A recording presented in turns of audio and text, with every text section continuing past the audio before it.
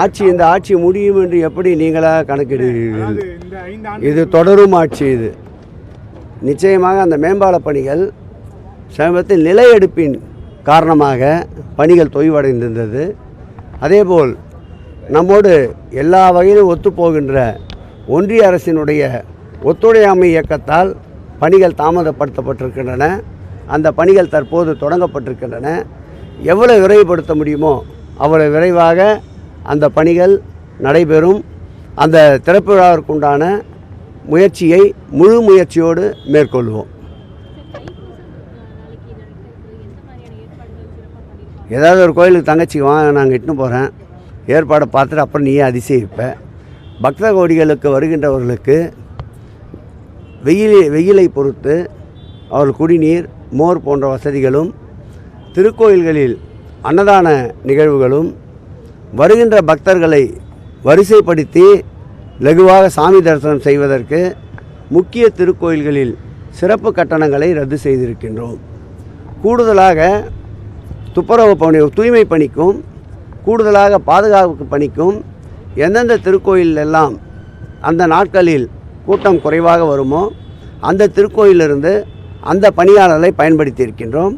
அதேபோல் தைப்பூசம் உச்சகட்டத்தில் இருக்கின்ற நம்முடைய பழனி ஆண்டவர் திருக்கோயில் போன்ற கோயில்களில் கூடுதலாக இணை ஆணையாளர்களை பொறுப்பாளர்களாக நியமித்து தொடர் கண்காணித்து வருகின்றோம்.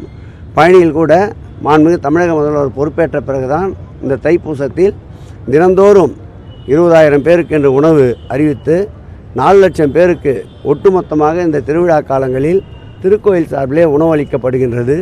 அதேபோல் முழு நேர அன்னதான திட்டமும் பழனி திருக்கோயிலே முழு நேரம் ஒரு நாளைக்கு இந்த விழா காலங்களில் 20,000 பேர் உணவு அருந்துகின்ற வகையில் ஏற்பாடு செய்யப்பட்டிருக்கின்றது.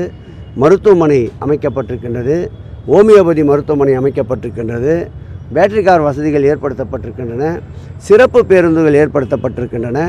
அனைத்து பெரிய திருக்கோயில்களிலும் போதிய அளவு காவல்துறை ஆய்வு செய்து போதிய காவல்துறை அவருடைய பாதுகாப்பு வழங்கப்பட்டிருக்கின்றது.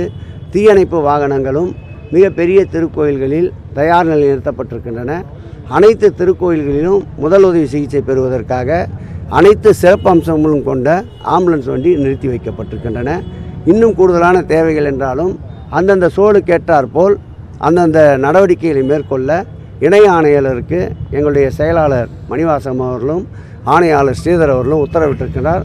தொடர்ந்து நானும் தகவலை சேகரித்து கொண்டு சூழ்நிலைக்கேற்றாற்போல் பணிகளை மேற்கொண்டு வருகிறோம்.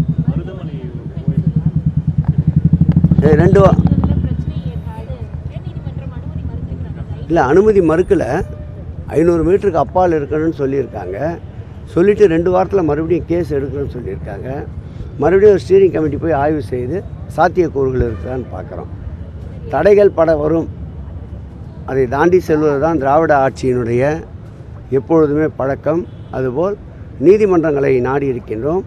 உரிய தீர்ப்பு கிடைக்கும் என்று நம்புகிறோம். தொடர்ந்து நீதிமன்றத்தில் சாதக பாதங்களை தெரிவித்து நீதிபதிகளுடைய கருத்துக்கேற்ப அந்த பணிகள் மேற்கொள்ளப்படும்.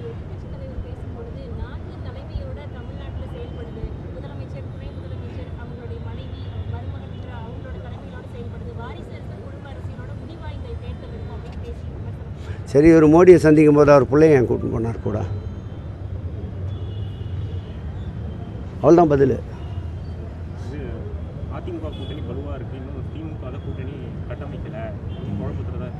கூவி கூட்டணி கூட்டின்னு இருக்கிறது யாருன்றது உங்களுக்கே தெரியும். நாங்கள் நின்ன இடத்துல நிலையாக நிற்கிறோம். அண்ணா சொன்ன மாதிரி எங்களுடைய ஒவ்வொரு அடியும் நாங்கள் அளந்தளந்து எடுத்து வைத்து கொண்டிருக்கின்றோம். மாண்புமிகு தமிழக முதல்வருடைய அரசியல் ஞானம் என்பது பல தேர்தலை சந்தித்தவர், 60 ஆண்டு கால அரசியல் பயிற்சி பெற்றவர். அவருக்கு எதை எப்போது எதை எப்படி காய் நகர்த்த வேண்டும் என்ற வித்தையை கற்றறிந்தவர். ஆகவே அவருக்கு கூட்டணியை பற்றியோ, கூட்டணி எப்படி அரவணைத்து செல்வது என்பதை பற்றியோ, தேர்தலை எப்படி நடத்துவது என்பது பற்றியோ யாரும் பாடம் எடுக்க வேண்டிய அளவிற்கு நாங்கள் இல்லை.